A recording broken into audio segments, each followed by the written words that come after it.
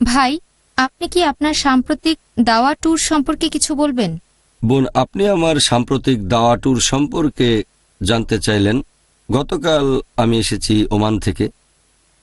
অভিজ্ঞতার কথা যদি বলতে হয়, হ্যাঁ, নতুন অভিজ্ঞতা। কারণ আমি এ পর্যন্ত আলহামদুলিল্লাহ মধ্যপ্রাচ্যের সবগুলো দেশে গেছি, সবগুলো দেশে শুধুমাত্র ওমান বাদে। এমন না যে আমন্ত্রণ পাইনি, এর আগেও আমন্ত্রণ পেয়েছি ওমান থেকে। তবে আমরা যখন এরকম আমন্ত্রণ পাই তখন বিশ্লেষণ করে দেখি যে সেটা ফলপ্রসূ হবে কি না। আর এবারে ওমানে যাওয়ার অন্যতম একটা কারণ ছিল আমাদের একজন প্রাক্তন সহকর্মী স্বেচ্ছাসেবক ভাই সাদিক আমাকে অনেকবার অনুরোধ করেছেন। তারপর আমাকে রয়্যাল কোর্ট থেকে আমন্ত্রণ জানানো হলো। এখন ওমানে এটা একটা প্রচলিত নিয়ম, প্রচলিত রীতি যে তারা ইসলামিক লেকচারকে উৎসাহিত করে না যেখানে অনেক মানুষ থাকে। গালফ দেশগুলোতে এই রীতি মানা হয়। যদি সরকারের পক্ষ থেকে বড় কোনো ইসলামিক সমাবেশের আয়োজন করা হয় সেটা আলাদা কথা, এমনিতে উৎসাহিত করে না। ওমানের নিয়মটা আরেকটু কড়া। সেখানে ইসলামিক লেকচার হলে হয়তো কয়েকশো মানুষ আসে, তারপর তারা কথা শুনে আবার চলে যায়, ব্যাস। তবে এবারে আলহামদুলিল্লাহ আমাকে আমন্ত্রণ জানিয়েছিল রয়্যাল কোর্ট, তাদের ইসলামিক অ্যাফেয়ার্স নয়, সরাসরি রয়্যাল কোর্টের আমন্ত্রণ, তাদের সর্বোচ্চ কর্তৃপক্ষ আলহামদুলিল্লাহ। তারপর সেখানে গেলাম আলহামদুলিল্লাহ, জীবনের প্রথমবারের মতো। মানে হয়তো সামান্য কিছু মানুষ জানে, তবে আলহামদুলিল্লাহ সুম্মা আলহামদুলিল্লাহ পাবলিসিটিটা বেশ ভালো হয়েছিল মাশাআল্লাহ। খবরের কাগজে এসেছিল। আমার লেকচারের ভেন্যুটা ছিল খুব বড় একটা লেকচার হল, একটা অ্যাম্ফি থিয়েটার, উন্মুক্ত অ্যাম্ফি থিয়েটার। দর্শক ধারণ ক্ষমতা ছিল ৫,০০০। আর আলহামদুলিল্লাহ সেই থিয়েটারে সাধারণত নাচ বা গানের বিভিন্ন অনুষ্ঠান হয়ে থাকে। এরকম জায়গায় ইসলামিক লেকচার দিলে হয়তো কয়েকশো মানুষ আসতে পারে, আমাকে এরকম বলা হয়েছিল। তবে আলহামদুলিল্লাহ সুম্মা আলহামদুলিল্লাহ প্রথম দিন থেকে আমি সেখানে গিয়েছিলাম ৩ দিনের জন্য। প্রথম দিন থেকে মাশাআল্লাহ লোকজন সাড়া দিয়েছে, থিয়েটার দর্শকে ভর্তি ছিল মাশাআল্লাহ। দর্শক ছিল ৫,০০০-এর বেশি, প্রায় ৬,০০০-এর মতো লোক এসেছিল আমার লেকচার শুনতে আলহামদুলিল্লাহ। প্রথম আর তৃতীয় দিন যখন লেকচার দিয়েছিলাম সেখানে একটা ব্যাপার বেশ ভালো হয়েছে মাশাআল্লাহ, যে ৪০%-এরও বেশি দর্শক ছিল মহিলা আলহামদুলিল্লাহ। দর্শকদের মধ্যে প্রায় ৪৫%। আমি যখন সেই থিয়েটারে গেলাম দেখলাম যে ৪০%-এর বেশি মহিলাদের জন্য সিট রাখা হয়েছে। সাধারণত আমরা ২৫ থেকে ৩০% মহিলাদের জন্য সিট রাখি বোম্বেতে, বাইরে গেলে ২৫%, এরকমই আমার অভিজ্ঞতা। বোম্বে দর্শকদের প্রায় ১/৩ মহিলা, বাইরে গেলে মহিলা হতে পারে ২৫%। আমি বললাম ৪৫% রেখেছেন কেন মহিলাদের জন্য? আর আলহামদুলিল্লাহ অনুষ্ঠানের শুরুর সময় দেখলাম সবগুলো সিটে দর্শক মাশাআল্লাহ। আর আলহামদুলিল্লাহ আমরা যখন এভাবে কোনো অনুষ্ঠানে যাই সেখানে অমুসলিমদের প্রশ্ন করার সুযোগ করে দেই। এখানেও তাই করেছিলাম, যদিও আয়োজকরা বলেছিলেন এখানে অমুসলিমরা খুব একটা প্রশ্ন করবে না, হয়তো কিছু মুসলিম প্রশ্ন করতে পারে, অমুসলিমরা করবে না। তবে আমরা আশা করেছিলাম, আর আলহামদুলিল্লাহ সেখানে ব্যবস্থা করেছিলাম যে একেবারে প্রথম দিনে শুধু অমুসলিমরা প্রশ্ন করবেন, দ্বিতীয় এবং তৃতীয় দিনে মুসলিমদের সুযোগ দিয়েছি যেন তাদের মন খারাপ না হয়। অনেক অমুসলিম প্রশ্ন করেছেন, আর মাশাআল্লাহ আমি জেনে অবাক হয়েছি যে ওমানে অনেক অমুসলিম আমাদের অনুষ্ঠান দেখে আলহামদুলিল্লাহ। আমি এতটা আশা করিনি যে ওমানের অমুসলিমরা আমাদের অনুষ্ঠান দেখবে বিভিন্ন স্যাটেলাইট চ্যানেলে। আমি ভেবেছিলাম পিস টিভির কথা হয়তো এখানে কেউ জানেই না, নতুন একটা চ্যানেল শুরু করেছি। এখানেও অবাক হয়েছি মাশাআল্লাহ, ওমানের প্রায় কয়েকশো মানুষ আমাকে ব্যক্তিগতভাবে বলেছে যে তারা পিস টিভি দেখে আলহামদুলিল্লাহ। আর অমুসলিমরা আগ্রহের সাথে বিভিন্ন প্রশ্ন করেছে, অনেক নতুন প্রশ্ন, কিছু আবার চ্যালেঞ্জিং প্রশ্ন আলহামদুলিল্লাহ। সবাই খুব ভালো সাড়া দিয়েছে, অনুষ্ঠানটি বেশ ভালো প্রচার পেয়েছে। প্রতিদিন ২০টা খবরের কাগজে রিপোর্ট করেছে, 10টা আরবি আর 10টা ইংরেজি। তারা এই 3 দিনের রিপোর্ট দিয়েছে।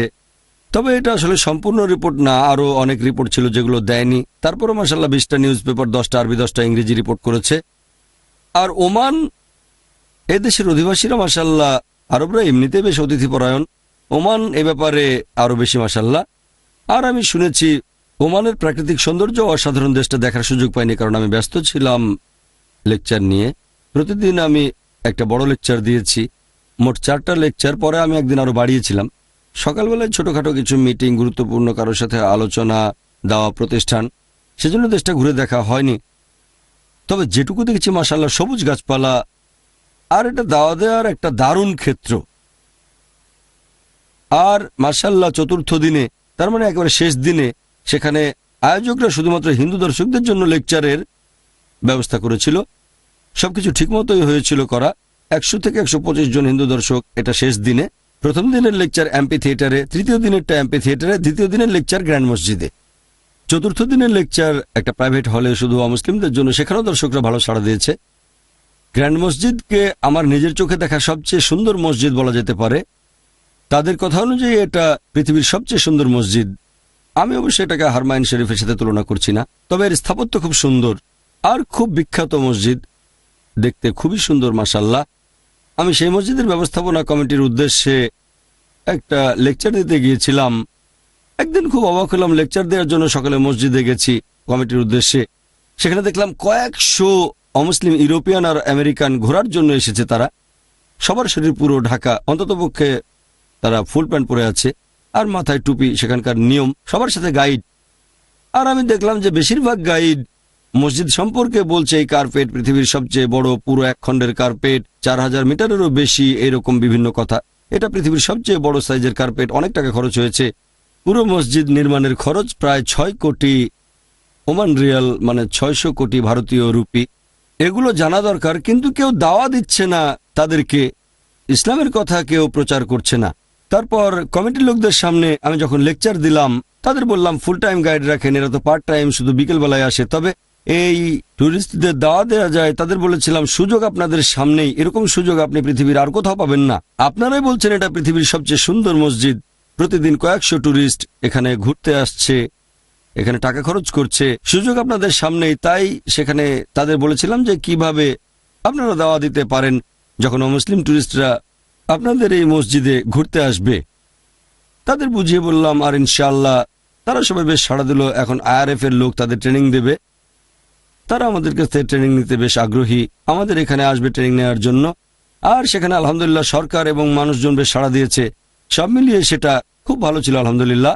আর সেখানে আমি একটা জিনিস দেখেছি যে আলহামদুলিল্লাহ দাওয়া দেওয়ার দারুণ সুযোগ আছে, কারণ অনেক অমুসলিম এসব দেশে কাজ করতে আসে, তাদের কাছে দাওয়া দেওয়া যেতে পারে।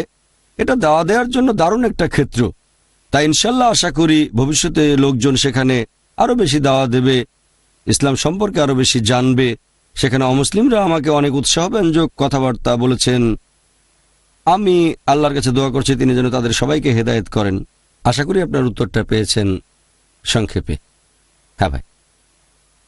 আসসালামু ওয়ালাইকুম আলাইকুম। আসসালাম ওয়া রাহমাতুল্লাহি ওয়া বারাকাতুহু। আমার এক বন্ধু ওমান থেকে SMS করেছে, আপনার সেই ট্যুরটা সম্পর্কে অনুমতি দিলাম, সেটা পড়ে শোনাতে চাই। আমার বন্ধু ওমানে থাকে, সে লিখেছে, আসসালামু আলাইকুম ভাই, আশা করি তুমি আল্লাহ সুবহানাহু ওয়া তাআলার দয়ায় ভালো আছো।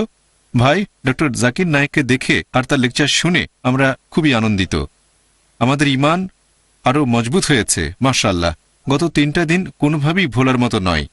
আর আমি ইসলাম সম্পর্কে অনেক কিছু জানতে পেরেছি ভাই। আমরা মুসলিম হিসেবে গর্ববোধ করি, আলহামদুলিল্লাহ আমরা জন্মেছি মুসলিম হিসেবে।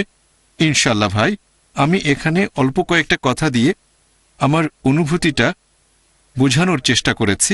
বিশ্বাস করেন, ওমানের লোকজন খুব আগ্রহের সাথে গত 3 দিন এই লেকচারগুলো শুনেছে। আল্লাহ তাআলা যেন ডক্টর জাকির নায়েককে লোকজনের কুদৃষ্টি থেকে রক্ষা করেন। আল্লাহ নিজেই এই মানুষটাকে পাঠিয়েছেন ইসলামের সৌন্দর্য প্রচারের জন্য। তিনি ইসলামের দাওয়া দিচ্ছেন পুরো পৃথিবী জুড়ে মাশাআল্লাহ। একজন অমুসলিম ভাই ডক্টর জাকির নায়েককে বলেছিল যে, স্যার, গত 30 বছর ধরে আমি মুসলিমদের সাথেই বসবাস করছি, কিন্তু গত 3 দিনে ইসলাম সম্পর্কে যতটা জানলাম সেটা 30 বছরের জ্ঞানের চাইতে বেশি। জাযাকাল্লাহ ভাই, আগেও বলেছি সকল প্রশংসা কেবলমাত্র আল্লাহ সুবহানাহু ওয়া তাআলার। আমরা যে পথে কাজ করছি সেটা যেন তিনি কবুল করেন। অনেক দর্শক সামলানো বেশ কঠিন কাজ, আমি মাঝে মধ্যে ভয় পেয়ে যাই। আমরা যা করছি তাতে হয়তো হাজারো মানুষের জীবন বদলে যাবে। আর লোকজন আলহামদুলিল্লাহ, আমরা ভয় পাই কারণ সফল মানুষদের বেশিরভাগের পেছনে শয়তান সবসময় লেগে থাকে। আমি আল্লাহর কাছে দোয়া করি তিনি যেন আমাকে শয়তান থেকে রক্ষা করেন, এরকম বিভিন্ন খারাপ জিনিস থেকে যেন রক্ষা করেন। মাঝে মধ্যে বেশ অবাক লাগে, আমরা যতখানি করতে পেরেছি অনেক মানুষ ইসলাম গ্রহণ করেছে। আমরা লেকচারে যে কথাগুলো বলেছি সেগুলো মানুষের মনকে বদলে দিয়েছে। আমরা অন্য সবার মতোই সাধারণ মানুষ। আল্লাহর কাছে দোয়া করি তিনি যেন আমাদের এই প্রচেষ্টাকে কবুল করে নেন। দোয়া করি তিনি যেন আমাদের সরল পথে রাখেন, আর যাদেরকে তিনি হিদায়াত দিচ্ছেন তারা যেন সরল পথে থাকে। আমরা যেন এই প্রচেষ্টা চালিয়ে যেতে পারি। জাযাকাল্লাহ খায়।